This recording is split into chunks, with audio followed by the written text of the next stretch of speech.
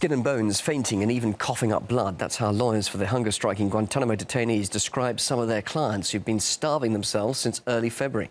Some attorneys claim they are no longer given access to the captives, while the US military continues to downplay the scale of the hunger strike. And despite the crisis, the Pentagon now wants to expand the facility, saying it will be open indefinitely. As Chichakyan reports.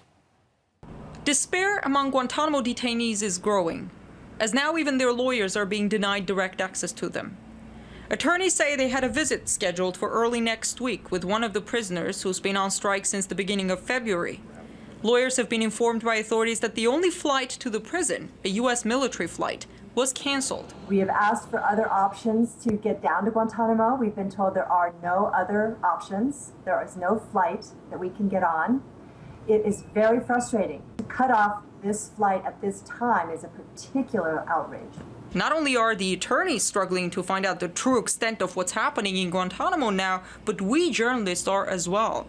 This Friday, Captain Robert Duran, the spokesman for Guantanamo, responded to our inquiry. He wrote us, quote, "We have 26 hunger strikers with 8 receiving internal feeds," meaning they get nutrition through a feeding tube. Last Friday, Robert Duran wrote us there were 14 people refusing all food, although defense attorneys had been saying there were many more. We cannot independently verify any of this. At this point, we're just relying on what the officials and detainees' lawyers tell us. We're certainly in touch with the attorneys, and we'll continue to press the officials for answers. In addition to the inquiries that we made with the Defense Department, we also asked the Department of Justice for their perspective on what's happening, and they basically told us that it's none of their business, that the military oversees the facility, and referred us back to the Department of Defense. Defense attorneys are telling us that the authorities have created conditions which make it nearly impossible for them to do their job and defend their clients. It's so frustrating. There is nothing that we can do. We have sent emails to the Department of Defense, to the commander of Guantanamo Bay, asking them to meet with us, to talk to us about the detainees' conditions. We have heard no response. We have been told by the Department of Justice that they will not talk to us. They refer us back to the Department of Defense. No one is talking to us. In the meantime, in Washington, the officials try to downplay the hunger strike, but they seem to have a good idea of why these men resorted to such a desperate move, and yet they have no solution to offer. They had great optimism that Guantanamo would be closed.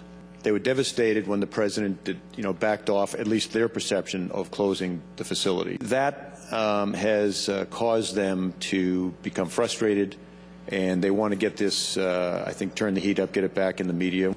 But it was not on the status of the detainees that General John Kelly, whose command oversees Guantanamo, came to discuss in Congress. He was there asking for money to renovate the prison. The upgrade of the camp is estimated to cost taxpayers almost $200 million. As Washington schedules renovations at Guantanamo, the international community continues to call on President Obama to comply with his own promises and to shut down the infamous prison. We have no right to hold people indefinitely without charges, without a trial, and without people having access to a justice system. That's against every principle of law which exists in the world. The UN Commissioner for Human Rights responded to our request for comment and said they have, quote, repeatedly regretted that the U.S. government has not closed Guantanamo Bay. 4 years ago, President Obama ordered to stop torture at Guantanamo, but the UN says indefinite detention itself is a form of torture. British resident Shakar Amar was cleared for release 6 years ago, yet he's still being held captive. Here's what he writes. "Please, torture me in the old way. Here they destroy people mentally and physically without leaving marks." Half of the men now in Guantanamo have been cleared for release. Many others never formally accused of a crime. 3 months ago, the State Department closed the office in charge of closing the prison. There's a growing sense among the detainees there that the only way out of Guantanamo for them is in a coffin. In Washington, I'm Chichakyan. This has been The Weekly. On the way this hour, the reality on the ground in Iraq after the US-led invasion. That's our special report. I'll be back with more news for you in half an hour from now.